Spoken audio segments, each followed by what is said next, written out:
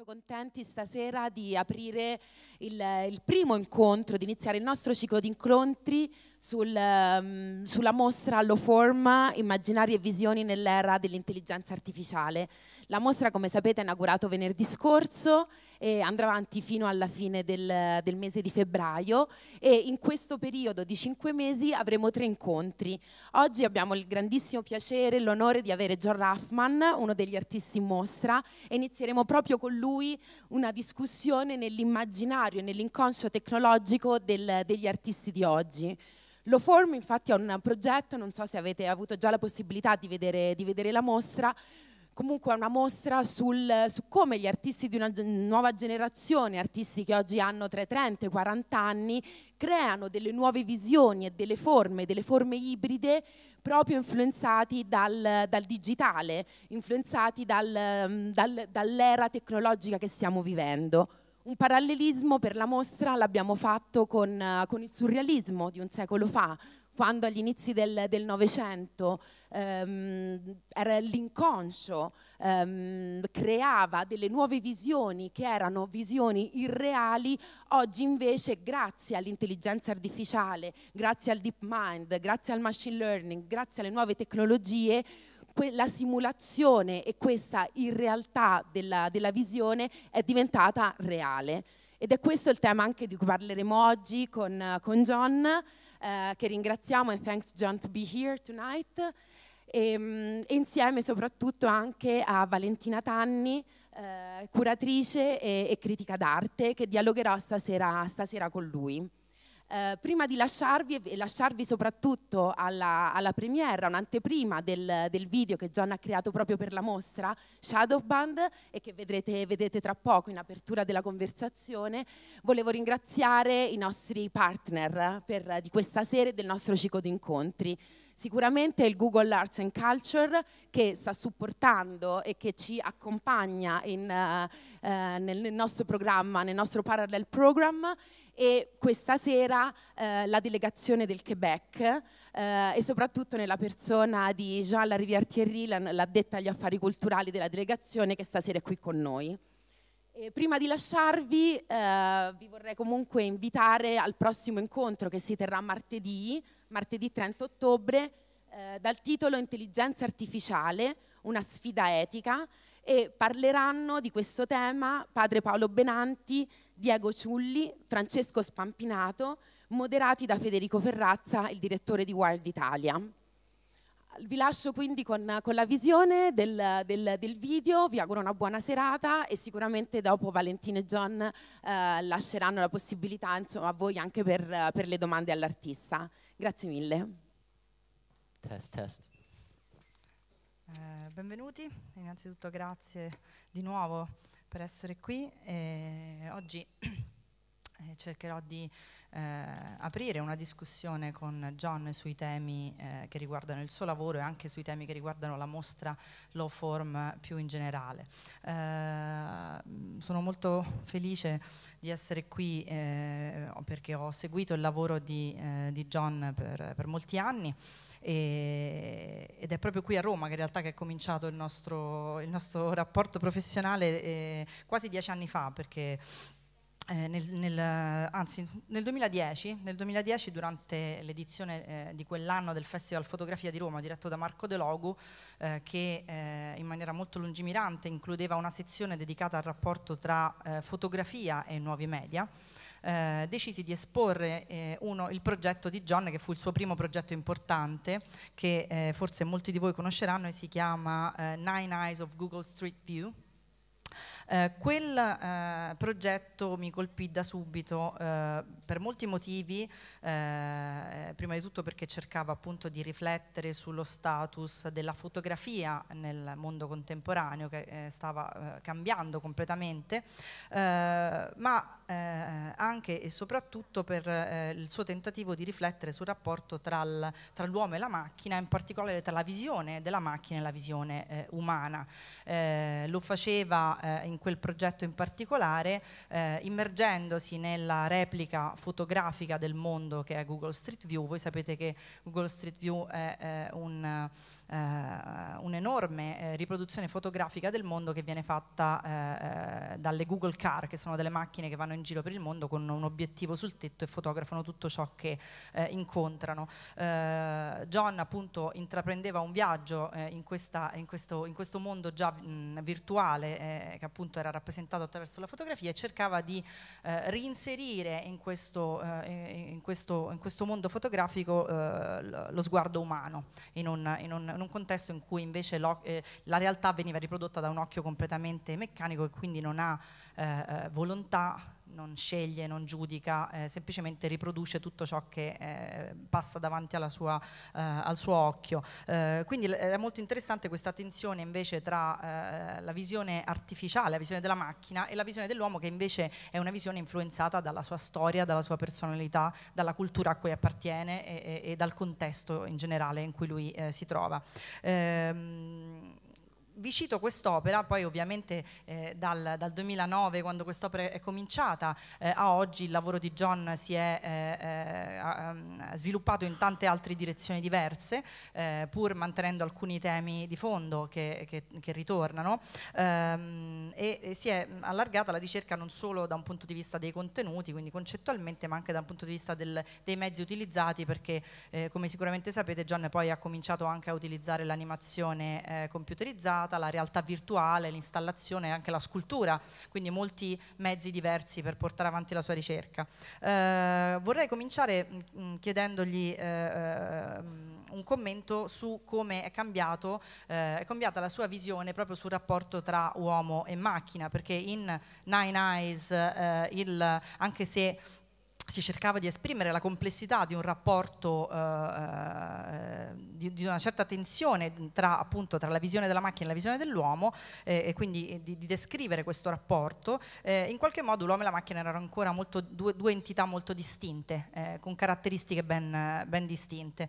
Invece nei lavori successivi, e come avete visto anche nell'ultimo video che abbiamo appena visto, vediamo un mondo in cui in realtà è sempre più difficile distinguere il naturale dall'artificiale e fare delle distinzioni precise tra quello che è definibile come umano e quello che è definibile appunto come computerizzato, come artificiale, come robotico, se volete. Quindi quello che vorrei chiedere a Jon è se è vero, se un commento su questa cosa, se secondo lui è vero, e se in qualche modo, facendo un salto diciamo con l'immaginazione, è un salto che possiamo definire utopico o distopico a seconda del punto di vista, se possiamo pensare alla nascita di una nuova specie umana ibrida che nasce un po' dall'incontro tra l'uomo e la macchina. Thank you so much for having me here, and thank you, Maxi. And like you said, I think it's very appropriate that we have this conversation nearly 10 years from when the first time I was in Rome, which was because you invited me here. So it's good to keep this tradition alive. So yeah, to try to answer your question, I would start by saying that the movement or the trajectory from my Nine Eyes project to, let's say, the last videos that you're seeing behind me is one that I think also reflects a change that occurred in society in the past 10 years or so.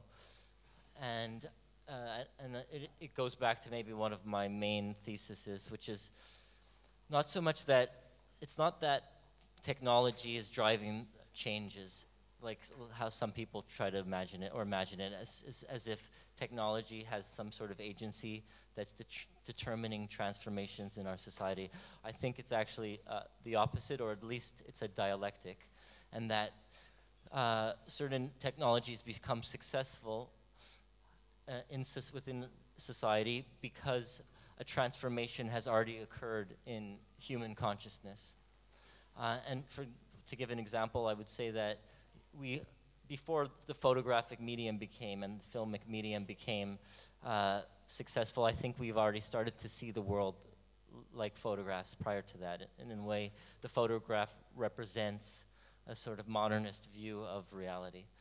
And now perhaps we're in a reality or in a time where truth is even more precarious, and that, you know, the whole idea of fake news or a post-truth world is expressed also with the rise of virtual reality and virtual worlds, and everybody living in their own specific discrete reality, which is oftentimes dictated by the information they consume on their particular Facebook or Instagram feed. And personally, I guess it was a journey that also reflects a journey from more of a romantic utopian attitude towards technology, which I think I was always critical of, but at least somewhat swept up with a sort of joyful idealism, which is reflected in the early projects, where I pretty much began every project with just the excitement and joy of virtual exploration, of having these new vast realities to explore, like on Google Street View or in video games and in Second Life, like the video I was playing right at the beginning of the talk. And I saw within them just all these a richness of new languages that were emerging from the internet, and also just possibilities of reflecting on reality in new ways. And while I think that also was apparent in the early days of tech, where there was a definitely, especially in Silicon Valley, a utopianism. And even if you read New Media Theory, which I'm sure you remember, there was a deep, a profound idealism that this technology and the internet is going to bring new democracy, and all these hopes of like freedom and like everybody being able to express themselves. While today it's quite the exact opposite. If anything, there's like this profound polarization that's occurred. The disintegration of the EU, what's happening in America, Brexit, everything. And also on the internet has become one of the most toxic places you can imagine. And if anything, it's allowed for like the dark, underbelly of the human psyche to rise again in a more powerful way. And so if anything, I don't think, this sort of idealism and utopianism has given way to something darker, and I think that's also reflected in the work that I've been making. Your question was a hybrid. I don't think it's the idea of like the new hybrid human is new. I think since the beginning of time, human beings technology has become an extension of a human being. So, but we live in a time where I think reality itself has become less and less material, and one can live a full life, or maybe not a full life, but maybe it's an impoverished one, but have the most profound moments of your existence, the most intense moments of your existence. Maybe that's where you fall in love. Maybe that's where your most important relationships exist, in a complete non-material virtual space. And I don't think I think the seeds of this were emerging maybe since the time of Bomarzo, or maybe even the beginning of time. But maybe we've reached a new, almost logical endpoint to that in a lot of the realms I like to explore. So I'm not sure if that answers your question, but I don't think I think it's just maybe we've reached a new sort of zenith of what that means to be a fully hybrid, live a fully hybrid existence, but it's been throughout history. Un gradino, diciamo, dell'evoluzione, a step in the evolution.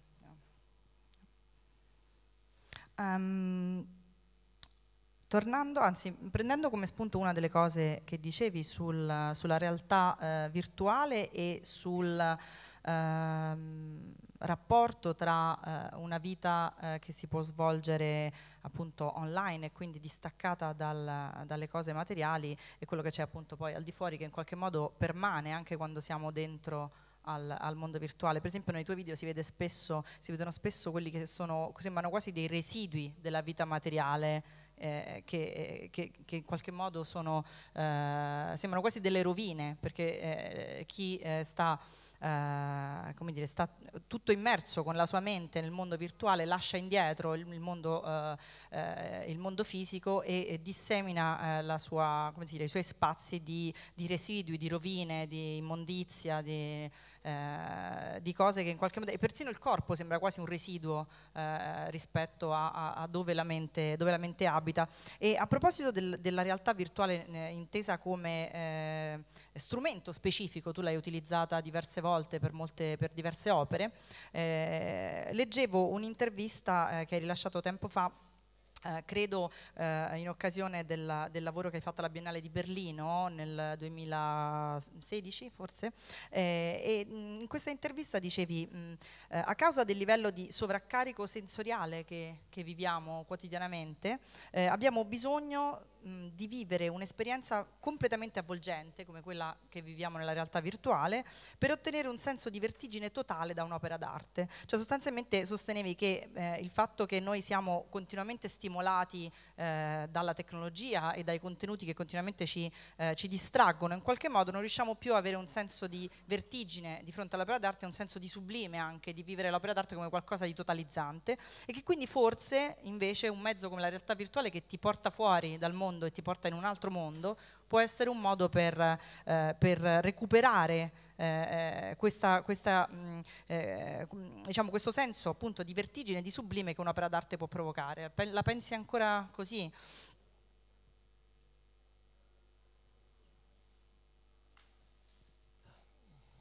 Yeah, I guess I'm always trying to reflect on what this complete bombardment of information and data that we consume every day, or is forced down our throats every day, what that the human mind and our relationships and truth and our own identity.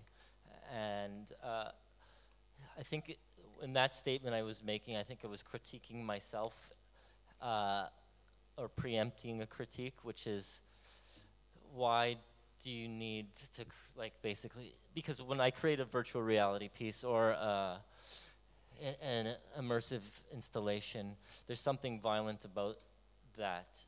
Because when you're in virtual reality, you're trapped, you're cut off from the rest of the world. And to a certain extent, when you're in an immersive installation, that's the same thing. And I think it reflects a time like what I said, that where it's harder and harder to create these very intimate, spaces where you are not in a constant mode of distraction. And perhaps it reflects, my own sort of ADHD mind, my own distracted mind, and where I need to almost create a new church or a new complete womb-like environment so that I'm not distracted by the constant bombardment. And I don't know if that's a good thing, or maybe, if anything, I think it shows a mind that is more impoverished, to use that word again, from a mind which could look at a painting and completely become immersed in like a 2D image. Well, now we have a different sort of mind. But I think that this mind which has been fragmented and is forced to, in a given day you can fall in love in the morning, read about some far-off war in the afternoon, read a philosophy book in the evening, and nothing is connected. And I think that's the world I'm trying to reflect in my work and in the ways I try to create environments to, in a way, protect us from that fact of a world that's increasingly fragmented. Un altro tema che mi piacerebbe discutere con te e che emerge forte da questa mostra è questo parallelo tra l'esperienza della navigazione web o dell'esplorazione dei mondi virtuali e l'atto del sogno, del sognare. Inoltre anche in questa mostra è molto visibile sul tema dell'intelligenza artificiale, molte delle immagini che i software di intelligenza artificiale producono fanno pensare alle immagini prodotte dal subconscio. Secondo te che relazione c'è tra questo mondo del software, dei software di intelligenza artificiale e il subconscio umano? Cioè la macchina è davvero in grado di attivare dei processi di tipo inconscio, oppure siamo semplicemente noi esseri umani che proiettiamo sulla macchina delle caratteristiche che invece sono tipicamente umane, e quindi in qualche modo tendiamo a vedere gli errori o i misunderstanding della macchina come qualcosa che viene dall'inconscio.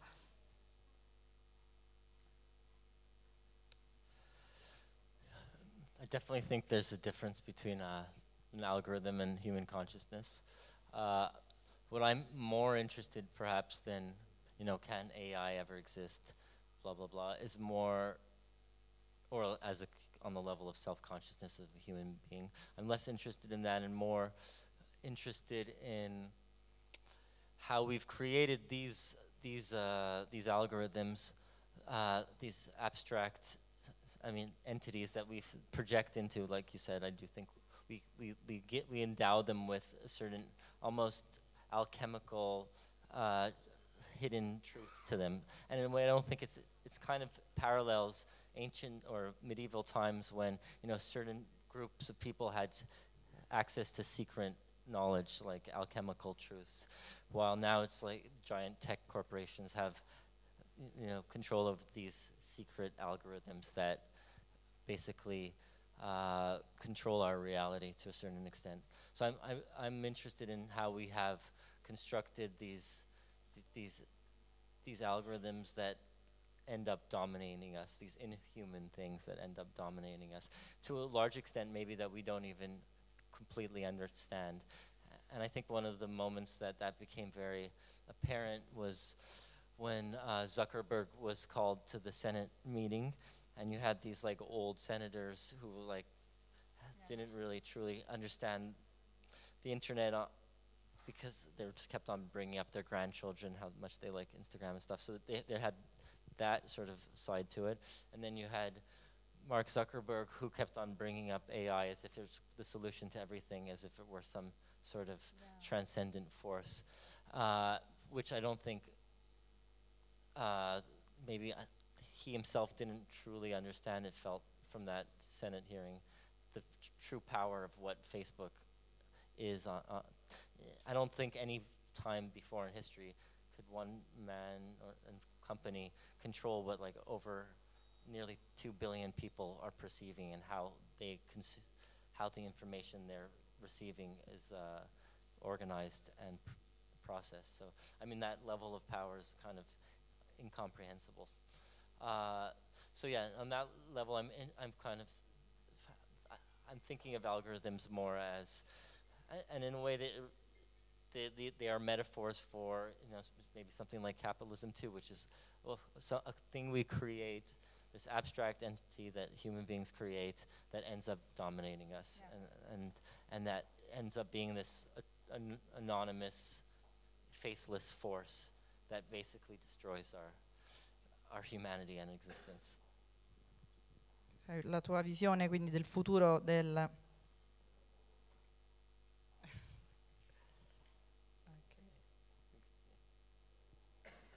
Quindi la tua visione del futuro, diciamo dell'evoluzione del rapporto dell'uomo con le tecnologie che egli stesso costruisce, è un futuro distopico, quindi c'è qualcosa di positivo per bilanciare questo futuro fosco che ci si prospetta? I'm not sure if it's my role as the artist to, you know, be the politician or the ideologue. I am interested, though, in the fact that it appears that we live in a time where there is less and less of a emancipatory imagination, where the idea of like true, profound, you know, world-changing revolution, either on a political level or even on the level of consciousness, is not really part of the popular discourse or imagination. And in times like that, when there's a deep sense of, I guess, the impossibility of change and a sort of a lack of true imagination of an alternate reality, and it becomes easier to imagine the destruction of everything than a complete revolution. I think I'm interested in what that does to society. And I think, in a way, my interest in video games and these sort of virtual worlds that are trapped spaces with like scripted environments where you can't, with kind of capsule realities, ultimately is just a reflection of our reality itself, which is increasingly like a simulated reality, where a world where in a way I'm trying to express a world of total entrapment. Though that sounds pessimistic, I think that any true profound of transcending a current consciousness or political realities or anything, first one has to understand the complex nature of our entrapment. Un'altra immagine che ritorna spesso nei tuoi lavori, sia nei video che nelle sculture, è questa immagine del divorare e anche dell'essere divorati. È qualcosa che abbiamo avuto modo di vedere ricorrere in molti lavori. Che cosa rappresenta per te questa immagine? I'm interested in when I'm surfing the internet and exploring the internet, I'm always looking for communities, images, places that I feel like express something about reality.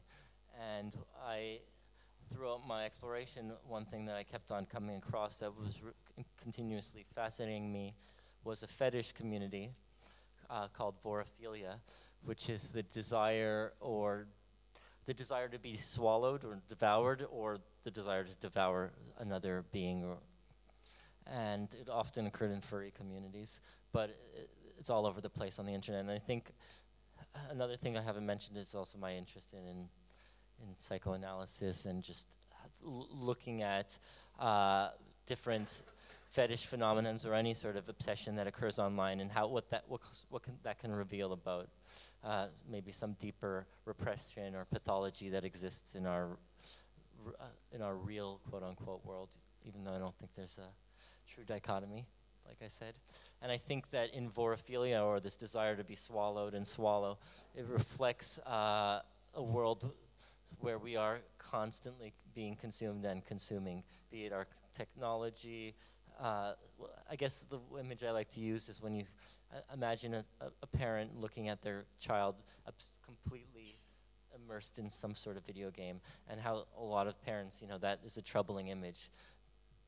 In one level, because it seems as if maybe the child is not the one that's consuming the game, but the game is consuming the child. And I think that sort of relationship of consuming and being consumed is one which reflects our reality.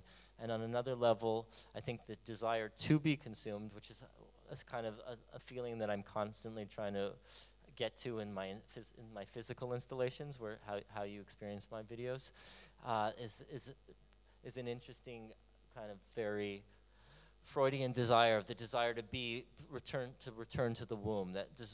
Where on one level you're in the very safe, comfortable space where all your desires can be satisfied instantly. Like, if you're clicking around the internet, and you can, maybe it's a pseudo satisfaction. It's not the true satisfaction, but it is like an instant gratification. But on another level, it's like somewhat of a cyborg, half death-like state, where you're just kind of in this claustrophobic space, half alive, not dead, but not quite alive. And I think that sort of state of being both in this comfortable, isolated space, but that's also claustrophobic and somewhat of a half alive, half dead prison, is a great metaphor for another metaphor for our condition. Invece sono molto curiosa, passando più sul tema degli strumenti che utilizzi per produrre le tue opere, della scelta di utilizzare dei software e degli strumenti, diciamo, di produzione del 3D, della grafica computerizzata in 3D di tipo amatoriale. Anche per esempio in Pure Magic c'è questa idea, no, di utilizzare magari delle librerie già fatte o degli strumenti, dei software di 3D che vengono usati amatorialmente, non a livello professionale. Questo ovviamente produce un genere di immagine completamente diverso rispetto alle tecniche di 3D più avanzate che per esempio vediamo nel cinema spettacolare. Ci puoi spiegare questa scelta? Several reasons I will choose to use what I call default aesthetics, and the idea of default comes back from like the early days of the net art scene, where the artist would give priority to using whatever the software default setting was in order to not be like impressionistic in a way, expressionistic in a certain way, and maybe in a way the default itself becomes the universal language, whatever the software settings. And this brings up something that I heard the other day, which is very disturbing. It was somebody who developed AutoCAD, which is the software that pretty much all architects use. And the guy said that he can walk around the world and look at buildings and see what version of AutoCAD that building was designed with, wow. Which just reveals, you know, to what extent our reality is dominated, or like is basically defined by, you know, these sometimes arbitrary settings in different softwares that our world uses. So I think, as an artist who's always looking for universals, you know, we no longer have the Greek myths and the Bible, and in a way, pop culture, like in the time of Andy Warhol, is less and less of a homogenous dominant force. So I'm always looking for languages, in particular, that come out of, in a way, what maybe used to be called folk art, and in this case, it's not even necessarily only folk art, but just the idea of the default as a way to communicate in a sort of universal way that's not like putting my particular voice, and rather trying to achieve this sort of universal language, which I think the artist should always be striving for. But also, especially in the different projects I used it in, it was necessary that it was extremely fast-paced, that the output was incredibly fast-paced, because I wanted to create work that had the speed of culture. And so I used that, for example, in my series Dream Journal, because I wanted to be able to like send out my dreams to be animated within like a few weeks, and then just keep on doing that. So it had multiple reasons, but I do think like the idea of default is one that is important to me still, and came from the early days. Even in a way, the Nine Eyes project was trying to reveal just interface, and how important interface is in how we see reality. Nel caso di Dream Journal che hai appena citato, tra l'altro le animazioni le hai commissionate, giusto? Non le hai fatte tu. Anche questa è una scelta che implica un risultato diverso. Per introdurre un attimo, Dream Journal è una serie di video appunto fatti in computer grafica che Jon ha realizzato, che vengono dai suoi sogni personali. Lui ha appuntato per molto tempo ogni giorno tutti i sogni che faceva, e inviava la trama di questi sogni come fosse uno script a degli animatori, no? per realizzare le animazioni. Ci puoi parlare di questo? Che tipo di relazione hai anche con chi poi realizza le animazioni?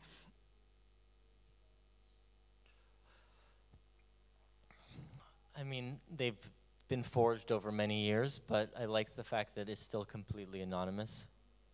I think it reflects a certain aspect of modern production. I've always been looking for ways to use the internet as a way to either, not outsourcing as a political, you know, as to reflect on the nature of outsourcing, but as just using all the different ways we're able to now communicate or create different visions of reality, and not only just using the softwares that I'm good at, but being able to use the internet to broaden my vocabulary, like I said earlier. But yeah, it's interesting, the relationship. One day I want to publish a book that shows the emails and the way I communicated with the different people I've worked with, because I think it reveals, it's an interesting narrative, because it shows different levels of translation. So, for example, with a dream, already when you write it down, it's not the same thing as the actual dream experience, and then that itself is translated in my trying to express it to the animator, and then there's that translation. So it's like a translation of a translation of a translation, which I find interesting. But I mean, in general, I think I'm just looking for ways to express the human condition, and in the case of Dream Journal, my unconscious.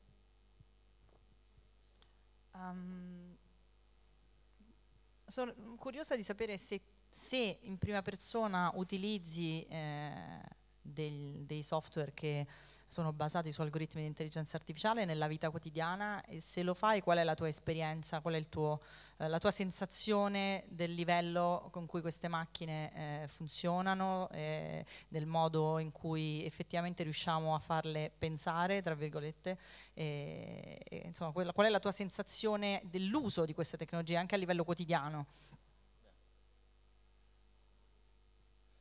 I mean, we're all, no matter if we want to or not, are experiencing algorithms. I mean, they dominate what we see if we're at all on the internet. And, you know, what's suggested to us to buy on Amazon. I mean, and who knows? I mean, they're used in every aspect of society now, you know, from probably bus schedules to the stock market. I don't know. I mean, they're just an extension of our reality now. And I think, as an artist, again, what I'm reflecting on is less, you know, are they good or bad, but, you know, what does it mean? What does this mean to have algorithms as such a huge aspect of how our life is determined? And especially algorithms like with Google Street View, the camera, which is completely neutral and has no moral code, or it's this indifferent, neutral gaze. That's a robotic camera that's capturing everything around it. But on another level, it's controlled by a corporation that has a motivation, which is to make money at the end of the day, even though it originally was just saying, we're just here to make information free. But I think as time goes by, we can see that at the end of the day, there's a bottom line. So what does it mean to have algorithms or anything that has no sort of way to judge good from bad, and, you know, ethical code? What does that mean to have them dominate our reality? And that's what I'm interested in. Un'ultima cosa, poi forse possiamo coinvolgere anche il pubblico nella conversazione.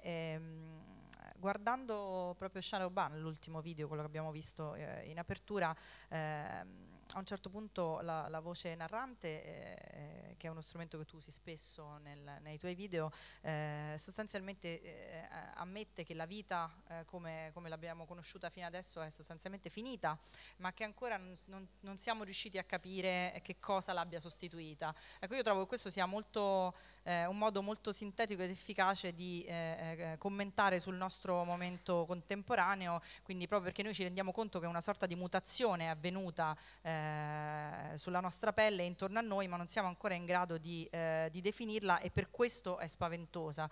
Era questo il concetto che volevi esprimere? Che cosa,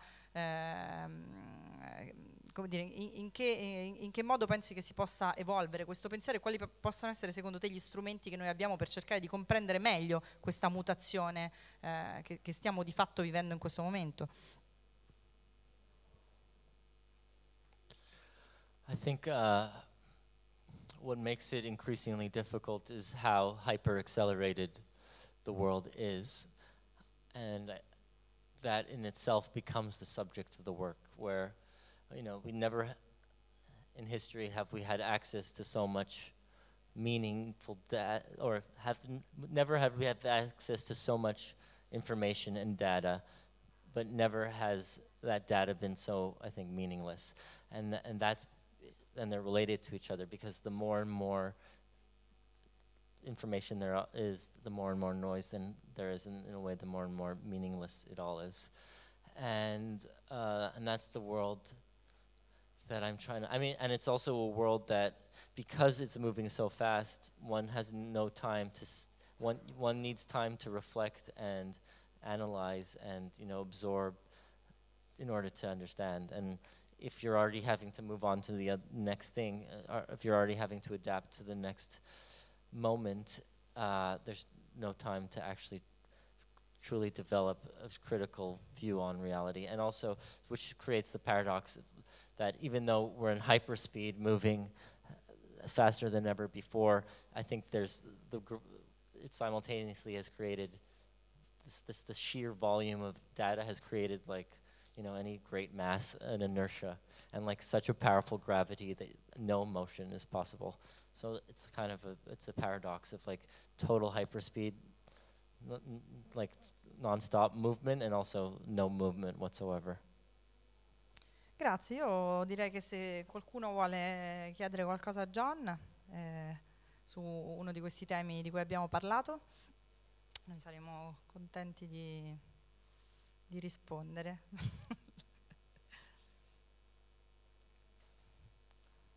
Okay. Just so you know, everybody, behind us is my wandering, my journeys through Second Life, which was the sister project to Nine Eyes of Google Street View, and I was doing it at the same time. So half the day I was wandering the greatest documentary project of all time, perhaps, which is the Google Street View, which was documenting the streets of the world, and Second Life, which is, for me, was the great, because it's all user-generated, represented the world of the imagination and desire, and like the desire to have sex with fantasy animals, which was this particular space that I was exploring at the time.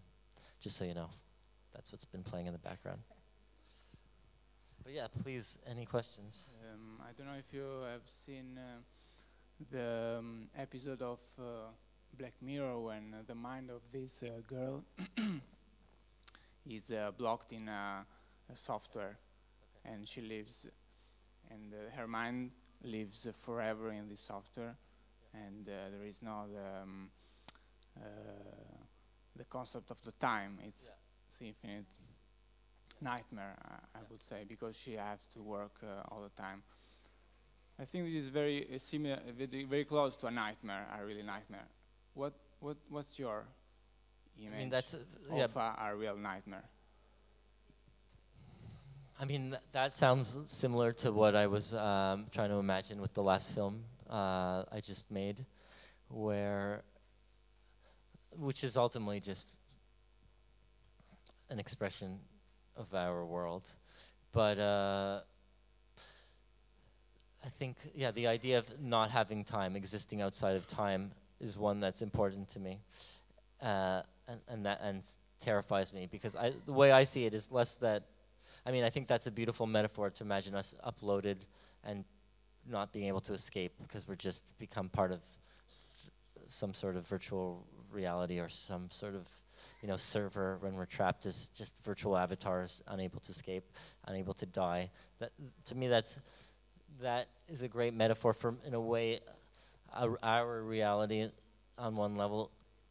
If you believe, like I was saying earlier, that we have lost any idea of like a true emancipatory, ideal to strive for. If there is no great project, if you have no great project, which I think a lot of people feel like there is no great project anymore, then it feels almost like you exist outside of time. Because at least with the coming of the Messiah, if you're a religious person, or if you're a communist, the revolution we can strive for, there's an end time. But if there's no end, then you kind of exist outside of time, and that is a nightmare.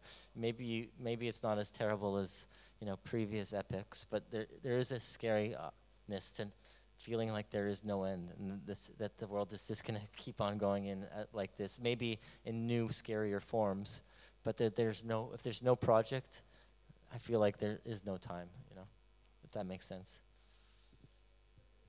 Okay. Do you want to wrap it up? I think it's time. Okay. Yeah. It's time. Yeah. I mean, yeah.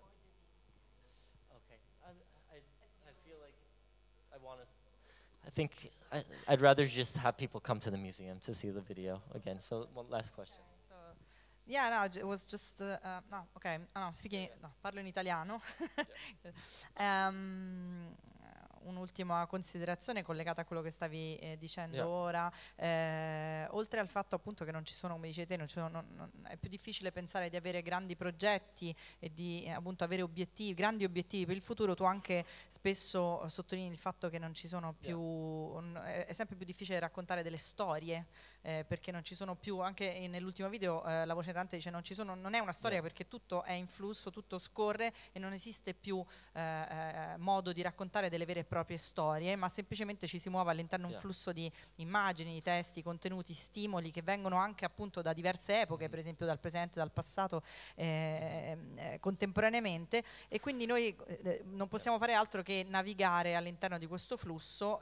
Secondo te davvero non siamo più in grado di raccontare delle storie, oppure forse le storie per l'essere umano possono essere l'unico modo per trovare dei sensi all'interno di questo flusso apparentemente inarrestabile? Forse la storia in sé può essere ancora invece uno strumento, magari non delle macro storie, magari delle micro storie, però che hanno un loro percorso, un loro senso.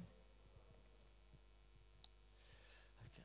That's a good question to end on, because I think that is, and I've only kind of become aware of that more recently, a central paradox maybe, that I'm dealing with in my work, because I do feel like the end of, like the bourgeois novel or like the 20th century film, you can't just return to these older forms of narrative. But what is narrative today? Like, what is a narrative in a reality that is so intensely fragmented and disconnected? How do you tell a story in that reality? And I think that's what I'm striving for. And in a way, it's obviously somewhat ironic, because these are narratives. No matter what, if there's a beginning, middle, and an end, it's a story. And on one level, no matter what, if it's a journey, even if it goes nowhere, there is a narrative.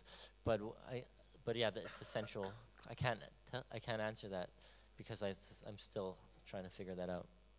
But thank you, everybody, for coming. If there's any.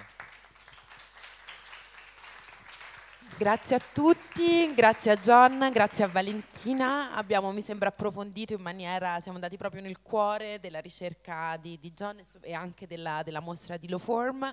Abbiamo mandato all'inizio, mi dispiace per chi non è riuscito ad arrivare in tempo, abbiamo mandato l'ultimo video in anteprima, l'ultimo lavoro di Jon, Shadowban, ma ovviamente siete tutti invitati a vederlo in mostra.